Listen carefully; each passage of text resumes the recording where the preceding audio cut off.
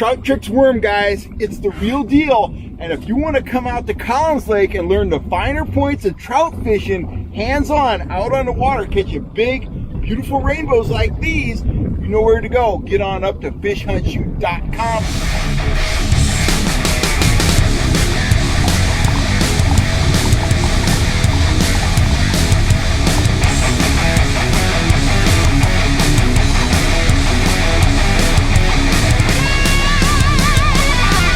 Hi guys, Cal out here. I am actually out on a guide trip right now, and I want to show you a couple different ways to rig a Trout Trix worm. I'm going to reel in one of the rods and put a new worm on it. We're spanking them on the Trout Trix worm. We have been all week.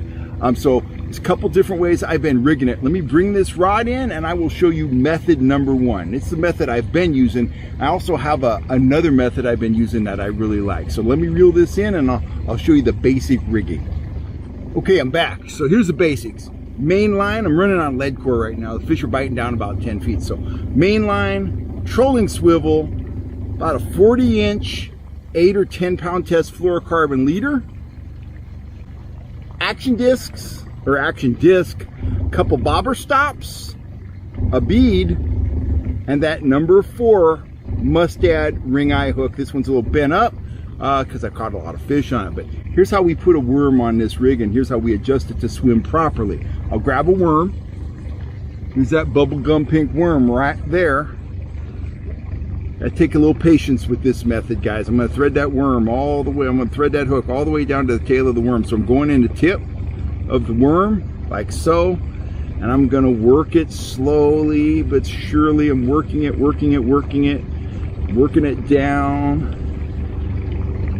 down some more. Heard a little boat there. Working it down. Keep sliding it down. Takes a little patience, but believe me, you want that hook point. If the fish are being finicky at all, you want that hook point down within about 1/2 to 3/4 of an inch of the tail. That's the difference between a fish in the box and a short strike.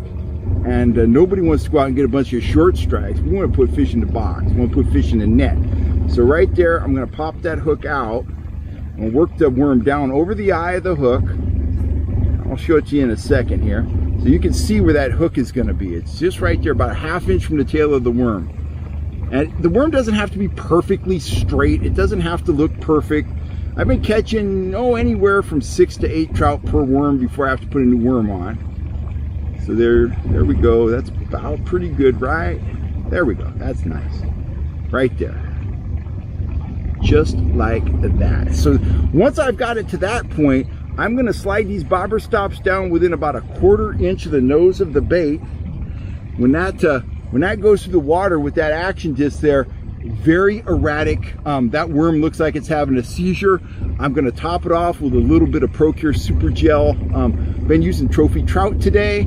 We'll get it in the water and we're going to be yelling fish on in a second. When I change the other worm out, I'll show you the other type of rigging I'm using. It's very similar, but it's a little bit easier. I'll be right back at you with that rigging.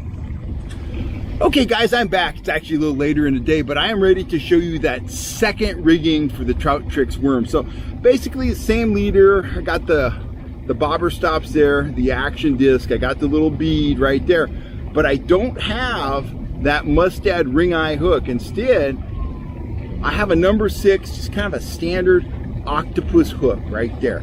It's a lot easier because I don't have to thread the worm all the way down that hook shank. All I'm going to do, take that hook, take my worm, pick worm, I'm going to insert that hook in the tip of the worm, and I'm going to go down probably, I don't know, a 1/2 inch, 3/4 of an inch, something like that. It really doesn't matter. At least 1/2 inch though. So I'm inserting it down. Now when I get to that point where I think I'm down, 1/2, 3/4 of an inch, I'm going to pop that out like that. Let me show it to you like that. But then I'm going to go ahead and I'm going to pull the hook right up onto the leader. So I'm going to pull the hook all the way through the worm. So now the hook is way down here, and I'm just going to hook this hook in the tail. And I'm going to do that just like this. So I'm going to get way down here, way down by the tail, like so. I'm going to reinsert the hook in the worm. And this time I'm only going to have that hook in there for maybe 1/4 of an inch or so. Not far at all. I'm gonna pop it out, just turn that hook. I'm gonna slide the worm up on the shank of that hook. Bam, rigged. I'm gonna adjust it a little bit. I'm gonna get the bobber stop down where I want it. I'm gonna get this worm set a little bit straighter on here. Really doesn't matter though. So just like that, I'm rigged, I'm ready. I'm gonna put some Procure on there. And when that fish comes knocking, the first thing he's gonna get in his mouth is hook. Comes nipping at that tail, he's gonna get to check out my net. That's what's gonna happen. Let me adjust my troll here a little bit. I'm going in a circle. So, you know, the Trout Trix worm, it's a super effective presentation.